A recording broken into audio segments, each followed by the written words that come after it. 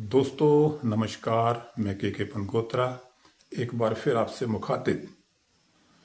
आप इस वक्त पनगोत्रा कंसेप्ट के साथ हैं।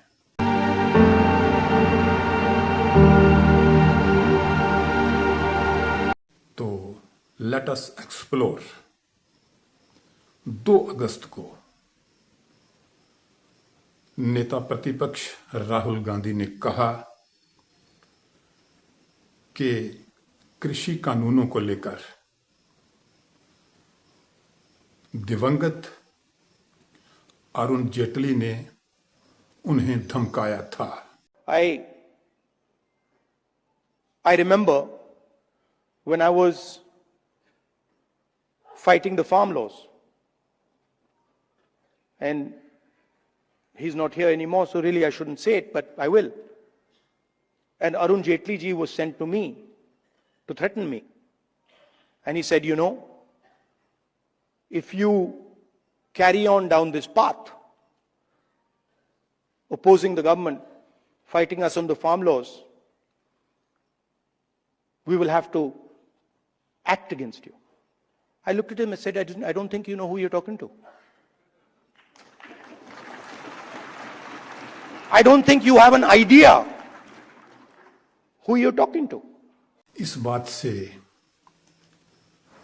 राजनीतिक हलकों में एक तरह से खलबली मच गई। राहुल ने दावा किया कि मोदी सरकार ने कृषि कानूनों का विरोध बंद करने के लिए अरुण जेटली को उन्हें धमकाने भेजा था। लेकिन इसके बरक्स अरुण जेटली के बेटे रोहन जेटली ने जो कहा वो भी हम आपको बताते हैं। आज के समय में हम क्या बात करें? Today what are we looking at? कि मेरे से फार्म बिल के समय पे उन्होंने ऐसी बात करी। फार्म बिल किस साल में आया था? 2020 में, जून के महीने में के बाद प्रक्रिया शुरू हुई थी। अरुण जी का देहांत 2019 अगस्त के महीने में हुआ। संसद में बिल सितंबर 2020 में टेबल हुआ। 13 महीने के बाद। तो आपको कब मिले, किस समय मिले, कहां मिले? यहां ध्यान देने वाली बात यह है कि कृषि कानून, इनकी हम प्रोसेस प्रक्रिया देखने की कोशिश करते हैं। सितंबर 2020 में ये सारे कानून पारित हुए। लोकसभा में, फिर राज्यसभा में, और उसके बाद राष्ट्रपति, तत्कालीन राष्ट्रपति महोदय ने इनको मंजूरी दे दी। चलिए वो तारीखें देखते हैं। 17 सितंबर 2020 को ये विधेयक कृषि कानून लोकसभा में पारित हुए।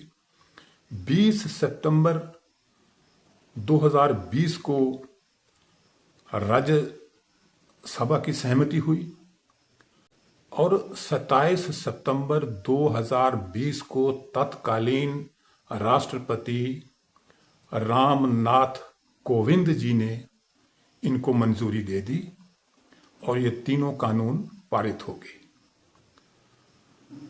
अब बड़ी बात यह है कि 17 सितंबर से लेकर 27 सितंबर तक लोकसभा, राज्यसभा और उसके बाद राष्ट्रपति महोदय के पास मंजूरी के लिए, इस समय जब ये कानून पास हुए तो अरुण जेटली जी का निधन हो चुका था। कोई तुक ही नहीं बनती कि इन दिनों अरुण जेटली जी राहुल गांधी को धमकाने आए होंगे। अब जो पेंच है, अब यहां देखने वाली बात यह है कि कोई भी कानून इतनी जल्दी कानून नहीं बन जाता। उसके पीछे एक एक्सरसाइज होती है, एक प्रक्रिया होती है। विपक्ष की राय लेनी होती है और जो स्टेक होल्डर्स हैं, हितधारक हैं, उनकी भी राय लेनी होती है। यानी कि काफी लंबी चौड़ी एक्सरसाइज के बाद कानून पारित होता है। तो अगर हम ये देखें, अगर राहुल गांधी की बात को हम सच मान लें और ये देखें कि आखिर वो उन्हें धमकाने कब आए, कहां आए और किस सिलसिले में आए। उस समय कृषि कानून पारित तो नहीं हुए थे, लेकिन अगर हम ये मान लें कि कोई प्रोसेस चल रही थी, कोई एक्सरसाइज चल रही थी, हितधारकों की, किसानों की राय वगैरह ली जा रही थी, अपोजिशन की राय ली जा रही थी, तो वो टाइम स्पैन कौन सा है? क्योंकि सितंबर में तो ये मुमकिन ही नहीं है कि वो उनको धमकाने आए होंगे, क्योंकि वो उनका निधन हो चुका था। यहां तो कोई तुक नहीं बनती। अब पूरा टाइम स्पैन हम देख लेते हैं, क्योंकि ये कानून मोदी सरकार के समय पारित हुए। अब प्रधानमंत्री नरेंद्र मोदी साहब प्रधानमंत्री की शपथ पहली बार कब लेते हैं? वो लेते हैं मई 2014 में, और अरुण जेटली साहब का निधन हो जाता है 24 अगस्त 2019 को। अब ये लगभग 5 साल का एक लंबा टाइम स्पैन बनता है। अब इस टाइम स्पैन में कृषि कानून पारित ही नहीं हुए थे, तो फिर धमकाने किसको जाना था?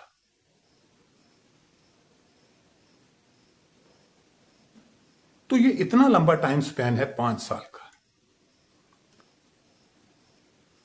कृषि कानूनों को लेकर सितंबर 2020 से पहले क्या क्या हुआ, क्या एक्सरसाइज चली सरकार की, राय लेने की, हितधारकों को पूछने की। मान लें कि 2014 में ही शुरू हो गया होगा कृषि कानूनों की बातचीत, तो 24 अगस्त 2019 को जेटली साहब ये दुनिया छोड़ चले। तो राहुल गांधी एक तरह से ये बताने में विफल रहे कि वो कब धमकाने आए, कहां धमकाने आए, किस सिलसिले में धमकाने आए, उस वक्त कौन से महीने में, कौन से दिन, कब कृषि कानूनों को लेकर क्या कोई चर्चा चल रही थी, क्या विपक्ष को पूछा जा रहा था, क्या हितधारकों को पूछा जा रहा था। यानी 5 साल की मैं बात कर रहा हूं, मैं 2014 से लेके जेटली साहब की मृत्यु तक, अगस्त 2019 तक लोकसभा में ऑपरेशन सिंदूर को लेकर उन्होंने काफी प्रभावशाली भाषण दिया। एक तरह से उनकी बातों ने सरकार को असहज भी किया। अगर दम है, अगर सचमुच में दम है, तो आज शाम यहां प्रधानमंत्री को कह देना चाहिए Donald Trump is a liar, झूठ बोल रहा है डोनाल्ड ट्रंप। तो ये जो राहुल गांधी की तरफ से ये जो आरोप लगाया है, किसी के भी गले नहीं उतर रहा कि अरुण जेटली उन्हें धमकाने आए होंगे। अगर आए, अपनी मृत्यु से पहले अगर वो आए, तो उस वक्त कृषि कानूनों के बारे में क्या चर्चा देश के अंदर हो रही थी, सरकार क्या कर रही थी, विपक्ष क्या कर रहा था, कहां चर्चा हो रही थी, क्या चर्चा हो रही थी, किस बात पे चर्चा हो रही थी, कानून के किस पहलू पे चर्चा हो रही थी, कहां पेंच थे, कहां कंट्रोवर्सी थी। बहुत सी बातें होती हैं। कौन से बिंदु पे चर्चा हो रही थी कृषि कानून के, कौन सा पॉइंट था, कौन सी बातें थी जिन पे राहुल गांधी जी ने विरोध किया और अरुण जेटली उन्हें धमकाने आए। 2019 से पहले बाद में तो सवाल ही पैदा नहीं होता। और आखिर में एक बात जरूर कहना चाहूंगा, जो मेरी आशंकाएं थीं, सतही बात, ये नहीं हो सकता कि अरुण जेटली राहुल गांधी को धमकाने आए होंगे, जो सतही बात आ रही है अब तक। लेकिन सुना है, सोशल मीडिया में कुछ बातें आ रही हैं कि ये जो गैप है मरहूम अरुण जेटली साहब की मृत्यु से पहले, जिस गैप की मैं बात कर रहा हूं, जिस टाइम स्पैन की मैं बात कर रहा हूं, लगभग 5 साल, 2014 से 2020 तक, उस टाइम स्पैन में कृषि कानूनों को लेकर क्या चर्चा होती थी, कहां चर्चा होती थी, कब राहुल गांधी गए अरुण जेटली जी से मिलने, कब उनकी बातचीत हुई, कब उन्होंने धमकाया, सुना है। सोशल मीडिया में कुछ आ रहा है। कांग्रेस को, राहुल गांधी को वो चीजें सामने लानी चाहिए। 2014 से लेके अरुण जेटली की मृत्यु तक का जो टाइम स्पैन है 5 साल का, उसके बीच कब धमकाया, कहां धमकाया, किस सिलसिले में धमकाया, किस बात पर धमकाया, ये चीजें कांग्रेस को भी और राहुल गांधी को भी सामने लानी होंगी, लानी ही होंगी। तो दोस्तों, आज के लिए इतना ही।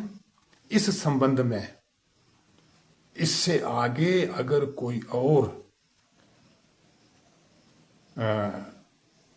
डेवलपमेंट होती है तो मैं जरूर आपसे बात करूंगा, एक्सप्लोर करेंगे, जानने की कोशिश करेंगे कि आखिर है क्या। नमस्कार।